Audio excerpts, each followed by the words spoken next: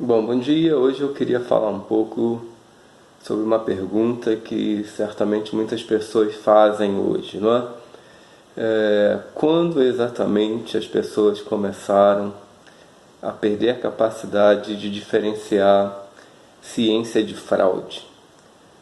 Quando exatamente uma falsa ciência começou a competir por espaço enquanto legítima produtora de conhecimento? Porque tantos jovens passaram a não só desconhecer essa diferença, mas a trabalhar de maneira incessante na divulgação e na promoção dessa falsa ciência, não é? As respostas são muitas nesse vídeo. Eu vou pegar um dos caminhos possíveis, que são os efeitos da aliança entre a indústria cultural e a direita alternativa, ou a direita fake, que a gente poderia também caracterizá-la dessa forma, né? Isso remonta pelo menos até os anos 80, né, na Revolução Conservadora da era Reagan, e já antecipa um pouco, acho, um elemento estrutural nessa discussão toda, é que essa direita alternativa ela funciona basicamente para mascarar e esconder os efeitos destrutivos do capitalismo contemporâneo. Obviamente, o tema da indústria cultural é muito amplo. Eu queria exemplificá-lo por um caso específico, que é o caso do History Channel, que hoje está no mundo inteiro. É um canal de TV a cabo ligado ao grupo Disney. Todo mundo sabe que o grupo Disney é associado à agenda conservadora norte-americana. Alguns anos atrás, talvez 3 anos atrás, saiu uma pesquisa interessante nos Estados Unidos que mostrava que o público americano estava separado por programas que eles assistiam, né? Então, os conservadores assistiam alguns programas, os liberais assistiam outros, e entre a população conservadora, que a gente sabe se concentra nos estados do meio oeste e no sul, no antigo sul escravocrata, os programas da Disney, de maneira geral, despontavam como os programas mais assistidos.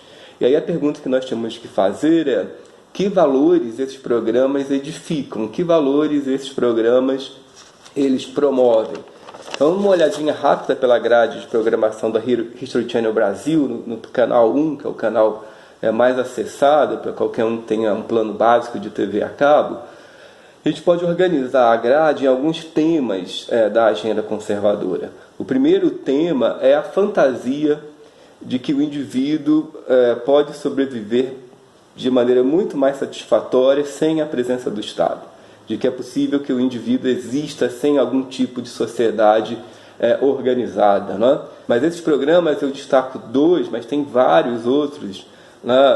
Como os dois que eu vou destacar aqui é Alasca, a Última Fronteira, que mostra alguns eremitas, alguns caçadores, ou mesmo às vezes um casal vivendo no Alasca, em regiões muito inóspitas, em regiões muito desabitadas, e eles vivem sem nenhum contato aparente com o Estado, né? O contato se dá de maneira muito esporádica, e o programa enfatiza então essa suposta opção desses solitários por uma vida afastada. E aí dentro desse universo, naturalmente, valores conservadores se colocam, né? A ideia de uma autossuficiência, que o indivíduo não depende de nenhum outro para poder sobreviver, a ideia da caça, e aí associado a isso a arma, um uso ostensivo, é uma cultura da arma e da caça. Então cenas, por exemplo, de agressão aos animais, de caça, que seriam impensáveis na TV aberta há 1 ou 2 décadas atrás, são absolutamente naturalizados, e nós sabemos como no cenário norte-americano essa agenda da caça, essa agenda antiambientalista, essa agenda anti-Estado está associado ao conservadorismo e à nova direita. Um outro que vai nessa mesma linha é um chamado em inglês Duck Dynasty, que mostra uma família caipira vivendo na mesma situação, na edificação desses valores da autossustentação individual e da agressão à sociedade organizada, ao Estado, ao culto da arma, à celebração da arma e da caça, né? E naturalmente, como esses programas são também shows de realidade, essas pessoas acabam se tornando celebridades. Então, um dos atores desse Dinastia dos Patos, em uma entrevista numa TV norte-americana, discutindo o tema de se o governo deveria ou não oferecer saúde pública, ele dizia que não, que o governo não devia oferecer nenhum tipo de saúde pública, porque afinal de contas quem cura é Deus e que não precisava de médico. Então, essa celebração do conservadorismo, né, chega a níveis pitorescos que parecem engraçados, mas que na verdade servem de estratégia para reforçar agendas muito concretas. Por exemplo, no caso Trump, o corte de impostos trilionário que ele ofereceu para os mega ricos norte-americanos, justamente assentado nessa ideologia de que o indivíduo não precisa do Estado, não precisa de políticas públicas para sobreviver, não é? Então, outro tema, e eu vou parar por aí, que o vídeo está ficando um pouco longo, e aí é o tema talvez mais importante para essa conversa, a confusão entre ciência e fraude. Né? Nós sabemos que não há ciência alternativa. A ciência, que é sustentada por uma série de procedimentos consolidados há bastante tempo, e há fraude, né? Pessoas que se passam por cientistas, se passam por pesquisadores para promover os seus interesses. Isso sempre houve, mas hoje, com o patrocínio da indústria cultural e da nova direita, essa ciência alternativa tem alcançado uma escala que até então nós não tínhamos visto, né? E na grade, o principal programa que promove a ciência alternativa, embora não seja o único, é o Alienígenas do Passado, que novamente é um programa que parece mero entretenimento, é um programa que parece divertido, a gente pode se entreter, se entregar ao programa, mas que está edificando valores altamente conservadores.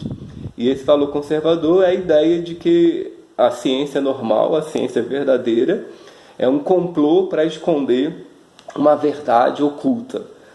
E essa denúncia é feita em diversos planos. A maneira mais eficaz é dar ao programa o ar de um documentário. Então, ali no passado, torna algo que é evidentemente mentiroso, torna uma mentira um tema que deveria ser tratado por uma falsa ciência. Eventualmente mostram um especialista real para justificar, para confundir o público, né? Então, se tem um físico de verdade, se tem um cientista de verdade, então o programa deve ser de ciência, mas não é. E edifica um vocabulário que confunde. Então é muito comum nesse programa eles falarem que existiriam teóricos dos antigos astronautas, né, que seriam supostamente cientistas que defenderiam uma teoria científica de que alienígenas teriam criado a vida na Terra ou teriam interferido na história das civilizações.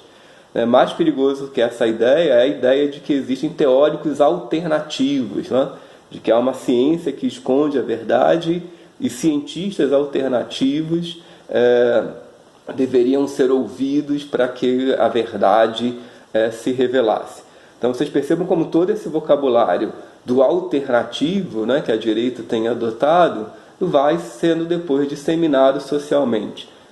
Se esse jovem cresce assistindo ao History Channel, onde todo esse vocabulário é entregue a ele como um vocabulário legítimo, quando ele se depara com o Bolsonaro ou com o Trump falando em fatos alternativos, né, falando em que a grande mídia esconde deles uma suposta verdade mais verdadeira, a chance desse jovem acreditar nesse discurso político é muito maior. Então, esses programas, a indústria cultural normaliza um vocabulário que depois é explorado politicamente. O sistema educacional ele tem limites no enfrentamento disso, né? A gente vive uma crise da escola e tem uma questão muito simples. O jovem sai aí, se ele chegar ao ensino médio, ele vai sair com 17, 18 anos do ensino médio, né?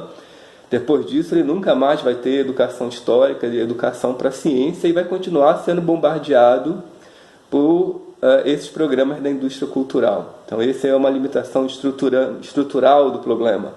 A outra é que o Estado tem muita dificuldade de se organizar para regular isso, né?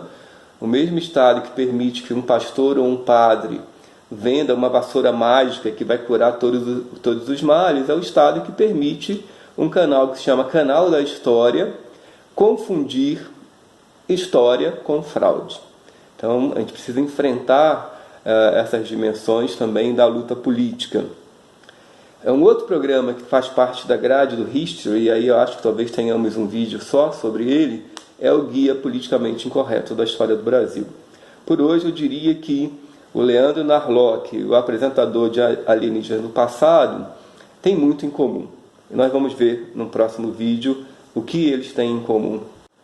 Bom, se você gostou do vídeo, compartilhe, ajuda a divulgar, assine aí o canal para você receber notificações dos próximos vídeos e deixe seus comentários, deixe suas sugestões aí embaixo nos comentários do vídeo. Um abraço e até a próxima.